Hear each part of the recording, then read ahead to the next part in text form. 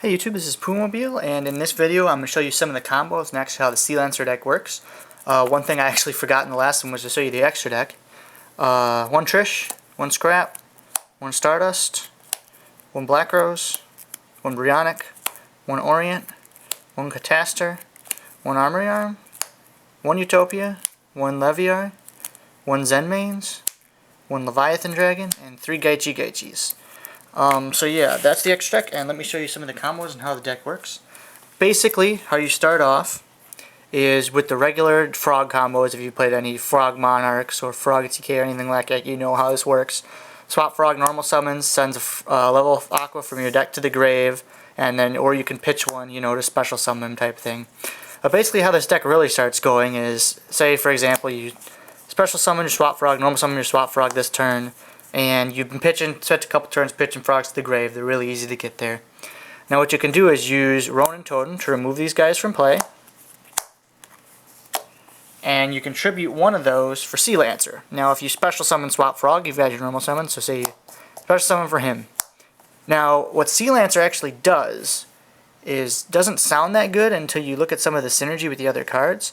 You can target any number of banished fish, sea serpent, and aqua type monsters, so any of the frogs, equipped under this card. This effect can only be used once while this card is face up on the field. If this face up card on the field would be destroyed, you can destroy one of those cards instead, and this card engages 1000 attack while equipped with a monster by this effect.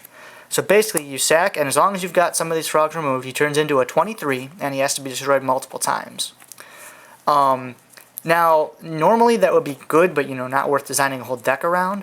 However, the thing that makes it actually ridiculously good is the fact that both Dupe Frog and Poison Draw Frog trigger when going from Spell Trap Zone to Grave. So, say I use this effect, these are removed, I equip both of them to him. So now I got a 2300 attacker, and when these leave the field, this draws me a card and this searches me a frog. So that's a +2. And it's not uncommon for me to have 2 Draw Frogs and a Dupe Frog attached. So that's an instant +2 plus a search when this leaves the field. Plus that's hard to get rid of, because unless it's removed, which in that case it's not even that bad because you still get the draws and searches.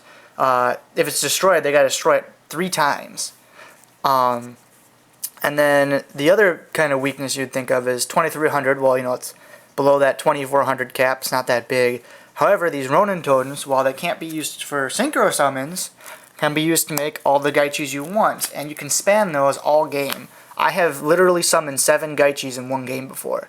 It's really hard to get through that. Plus, now my Sea Lancer's at 27, which is much bigger and much harder to get through. That's generally how the deck works. It's a lot of just kind of slow rolling, draining your opponent, forcing them to use outs to get past your Gaichis, and then you drop Sea Lancer on them. And if you're at, your opponent might be at a -1 by now or something like that, you drop a Sea Lancer and equip all those. If that goes off, you just put yourself at a +4, which basically wins you the game unless they have some surprise move you don't see coming. This deck is really strong, really easy to set up, and you'll get double Gaichi out all the time, and it's just hard to break through that because they've got 2600 defense apiece then. Some other cool combos that come with the deck. I talked before about Chaos Endmaster, about the fact that you can swing with Chaos Endmaster. He kills a monster, special summon Sea Lancer. But another cool thing is, you can, equip both the Draw Frogs, sync to an 8, and there's your Draw 2 with a level 8 synchro. Or you can just use it and Sea Lancer comes out. The nice thing about Chaos Endmaster is it's whenever he kills something, so you can swing again next turn, there's another Sea Lancer.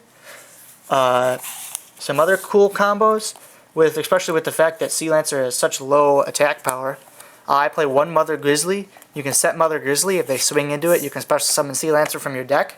It's got less than 1500. Sea Lancer also has good synergy with Salvage. You can salvage Sea Lancer back from the grave and use it again. Just a lot of really powerful plays, really good utility. Sea Lancer is really easy to get out and reuse. It's just a really strong deck, and if you like decks that are really annoying as well, almost all your monsters a bunch of your monsters you play have 2000 defense, come out every single turn, and can turn into Gaichis. They get much more annoying than that. But yeah, very strong deck. I would definitely consider putting this to the test. except for my build, which randomly plays Tour Guides just because, well, let's be honest, Tour Guide's broken. If you took the Tour Guides out, I mean, there's nothing. The most expensive card in this deck is a Caius. There's literally, Chaos End Master is like $5 maybe. But if you look, there is nothing expensive in this deck at all.